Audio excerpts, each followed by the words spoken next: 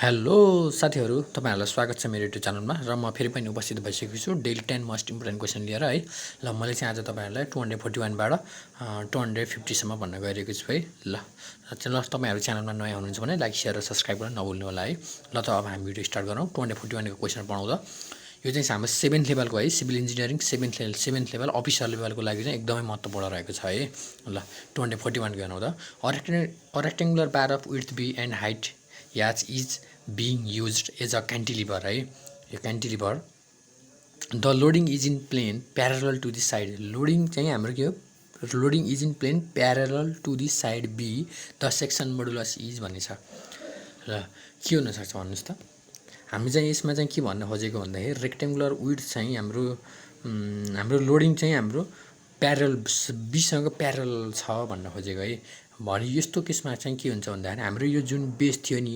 यो बेस यसलाई चाहिँ हामीले हाइट याच भनिन्छ हैन यो हामीलाई डेप्थमा चाहिँ यसलाई चाहिँ बेस b भनिन्छ के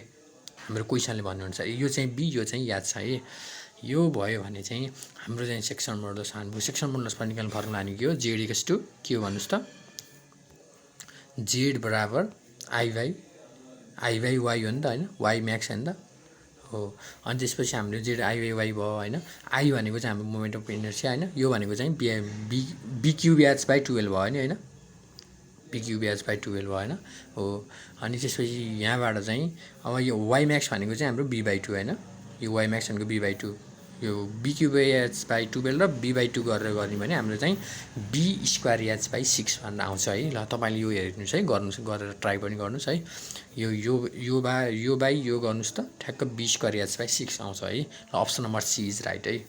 ल 242 मा हेरौँ त the ratio obtained by dividing quick assets हैन quick assets by current liabilities is called भनिन्छ के हुन सक्छ अप्सन नम्बर ए मा टर्न ओभर रेशियो बी मा एसिड टेस्ट रेशियो र सी मा सोल्भेन्सी रेशियो र डी मा नन अफ द अबभ यो चाहिँ हाम्रो एसिड टेस्ट रेशियो हुन्छ क्विक एसेट्स र करेन्ट लायबिलिटीज को रेशियो भनेको चाहिँ हाम्रो एसिड टेस्ट रेशियो भन्छ है ल रफ्ट आइरन कन्टेन्ट कार्बन अब 243 हेरौँ है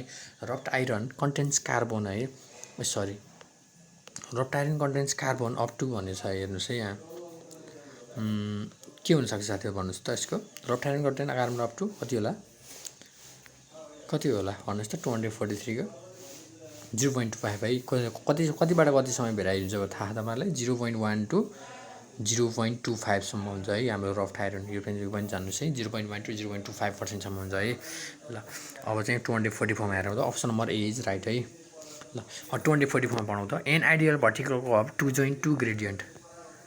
दुईटा ग्रेडियन्ट जोइन गर्ने भने हाम्रो शेप भनेको चाहिँ हाम्रो प्याराबोलिकै हुन्छ है सर्कुलर र इलिप्टिकल र हाइपरबोलिक हुँदैन है हाम्रो चाहिँ शेप प्याराबोलिकै हुन्छ है ल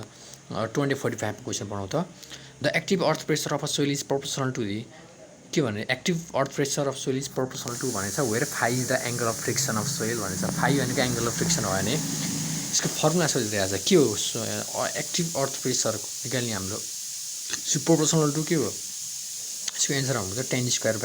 45 degree minus 5/2 option number C is right हुन्छ 245 को सी है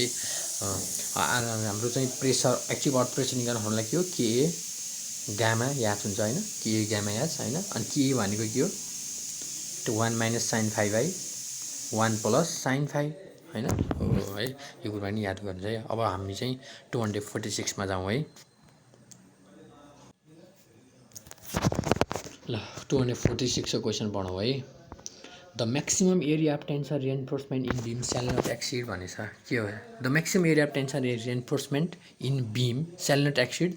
4% अफ ग्रस सेक्सन एरिया भन्छ नि 4% अफ 0. यो तपाईँ IS 456 2000 मा कोडमा दिएछ नि हैन 0.04 BD भनेर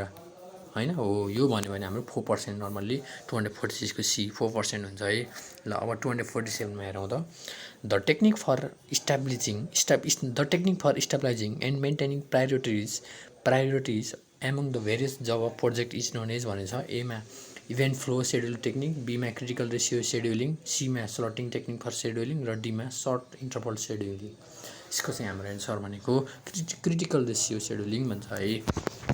ल अब चाहिँ हामी 248 मा जाउँ है द shape factor of standard roll beam section varies from भनेको छ के कति होला हाम्रो standard roll beam section varies कहाँबाट कतिसम्म हो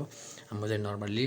हाम्रो स्ट्यान्डर्ड रोल बिम सेक्सन होइन स्ट्यान्डर्ड रोल बिम सेक्सन चाहिँ हाम्रो 1.10 टु 1.2सम्म भेराइज हुन्छ है ल अब चाहिँ the order of booking dimension is यो पनि धेरै पटक सोधेछ है यो क्वेसन है ध्यान दिनुहोस् है the order of booking dimension is length breadth and white हुन्छ है ब्रेथ हाइट लेन्थ हुने यो अप्सन नम्बर ए नै राइट यो धेरैले जान्नुपर्छ होला होइन पक्कै पनि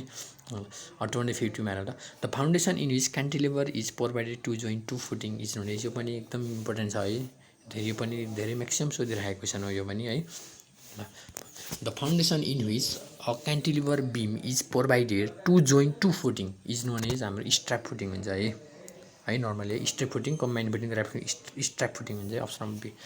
ल त साथीहरू मैले आज यति नै गरेँ म 250सम्म मैले चाहिँ अब नेक्स्ट भिडियोमा चाहिँ 251बाट 260सम्म आउँछ है